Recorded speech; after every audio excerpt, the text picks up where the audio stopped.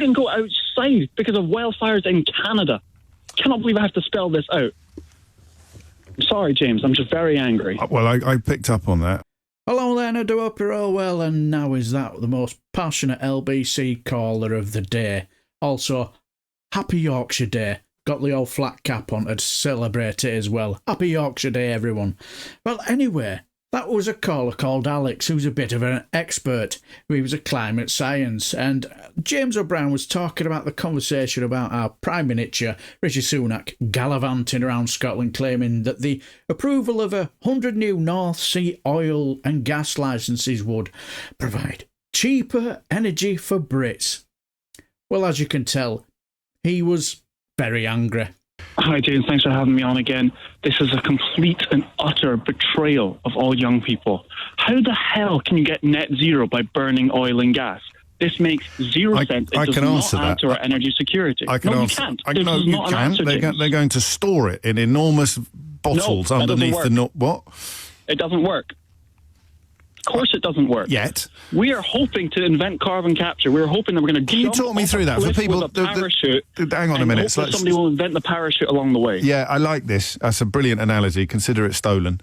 People who don't know, because you did use the word again when you came on, which means I should tell people that you are a climate scientist. You've worked in this field for your entire adult life. So there are two elements that we need to explore with the benefit of your expertise, because the first is the claim by Rishi Sunak that you can create huge amounts of carbon dioxide from the sectors that can't go net zero yet, like aviation or steel production or whatever else it may be, and then just store it in big holes under the sea. Now, that sounds like I've put a simplistic spin on things, but that, I think, is a fairly accurate description of what carbon capture, the other part of the announcement that we're expecting today, involves. How can you, Alex, state with confidence that it doesn't work? Because there's so many scientific reports about it. There's also so many scientific reports saying that by 2030, we're expected to have 1 billion people live in conditions which are uninhabitable. Do you understand what that means, James? We cannot wait for net zero by 2050. Yes, it means a refugee crisis the scale of which the world has never seen before. Exactly. So why the hell are we pushing ahead with this instead of trying to insulate homes, instead of trying to get cheaper public transport, instead of trying to get renewable energy? Renewable energies, solar and wind, they can be built in a matter of months. It's going to take 28 years on average to get oil and gas from the North Sea. 28 years. That's not helping us now, is it? Most of Southern Europe is on fire. People in New York couldn't go outside because of wildfires in Canada. Cannot believe I have to spell this out. I'm sorry, James. I'm just very angry. Well, I picked up on that, and you sort of drive a bit of a coach and horses through my traditional attempts to try and keep things a little bit lighthearted, even when we're discussing deadly serious subjects. No, I'm acknowledging that you're right and I'm wrong. By doing this. What explains it then, Alex? Step back, if you can, from your field of expertise, and let me give you an analogy. So I like your parachute, jumping out of a plane in the hope that someone's invented a parachute by the time we land. I remember when Boris Johnson was shutting fire stations, or when Theresa May was getting rid of police officers, and I used to defend them, sort of, by suggesting it can't be as bad as the critics suggest, because their house could catch fire as well, or they could be victims of crime as well. So they can't be behaving as stupidly and as cynically as critics contend, because they too will be affected by the cuts that they're bringing in.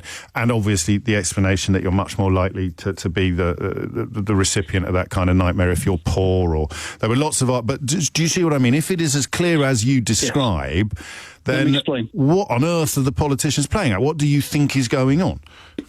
I can answer this really quite clearly, because it is really quite clear, okay? Sure. Yes. Last year, 2022, the government received £3.5 million in donations from oil and gas lobbyists and climate change deniers. So they're just doing... That's not much money. I'm not being glib now. In the great scheme of things, it's a pittance. That is a lot. That's from 1 year alone. Did you say million or billion? Million. With a M? Yeah. That's nothing. A lot of money. It's not a lot of money. For individual people, for the 200 people that are in government or the Conservative Party? Yeah, of course, that's a lot of money. You mean donations to MPs as opposed to the Conservative? Yeah, it's quite a lot, but it's... So you genuinely just think he who pays the piper calls the tune? Yes, absolutely. And they are in secondly, hot, because that explains the think tanks. We know that some of the so-called think tanks, Yes. the lobby groups masquerading as think tanks, are in receipt, even though they keep their funding secret. Some of it leaks through from American tax returns, so we know some of them are in receipt of funding from fossil fuels. We can presume that they all are until they tell us otherwise. And it is literally, here's some money, you promote the policies that are going to threaten the very survival of the species. Because they're all that short-sighted. It's as simple as that. Yeah. You say this is going to affect them too.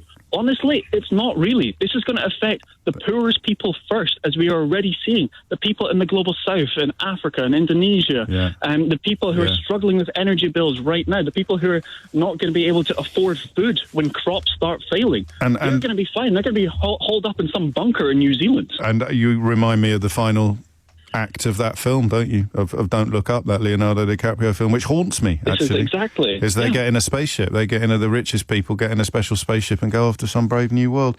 Alex, thank you. And thank you for your passion, actually. I think perhaps it was necessary at the top of the hour. And it's all very well me patting myself on the back about coming back from holiday in a good mood. But you remind us that this is not really the sort of subject for equilibrium and calm. Thank you. Now, I thought it was absolutely magnificent. But what do you guys think? Let me know down below.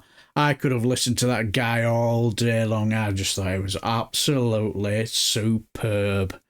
Now, I know this is not what I normally do, because I'm usually into the House of Commons and Select Committee meetings, but with them being in recess, you get the picture. You all follow my channel, so you know the score. But if you thought this guy was absolutely fantastic, give him a like, because I thought he was absolute barnstormingly brilliant. And also, if you do enjoy stuff like in House of Commons, whatever it that's happening there, or even in Select Committee meetings, subscribe. And I shall bid you farewell and take care, my friends.